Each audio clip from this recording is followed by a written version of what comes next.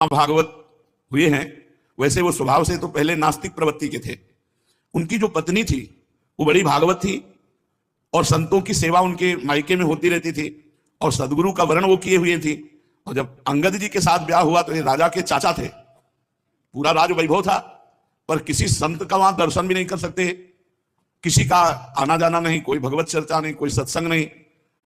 जब काफी दिन हो गए संतों के दर्शन में तो व्याकुलता हुई रानी को, अंगद जी की पत्नी को, और मायके पत्र लिखा और मायके से प्रार्थना करवाई कि हमारे जो सदगुरुदेव भगवान, उनसे प्रार्थना कर दो कि एक बार करुणा करके आप यहां आए और दर्शन दे दें, क्योंकि मैं यहां से निकल नहीं सकती आपके दर्शन हेतु, क्योंकि हमारे पति में बिल्कुल संतों के प्रति श्रद्धा नहीं। आ गए मेरी रानी और किसी संत के पैर पकड़े हुए, वो आते ही संत भगवान से बिगड़ गए। रानी के तो होश उड़ गए कि इतनी प्रार्थना पे तो गुरुदेव भगवान आए हैं और ये सीधे गुरुदेव का अपमान।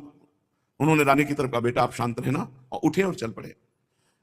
अब रानी ने कहा कि मैं अपना जीवन नहीं रखूंगी, जब गुरुदेव भगवान का अपमान कर दिया तो ना तेरा स्पर्श करूंगी और ना तेरे से संभाषण करूंगी और ना तेरे घर का एक अन्न ना एक जल, और अपने शरीर को नष्ट कर दूंगी, क्योंकि मेरे बुलाने पर मेरे गुरुदेव का अपमान हुआ।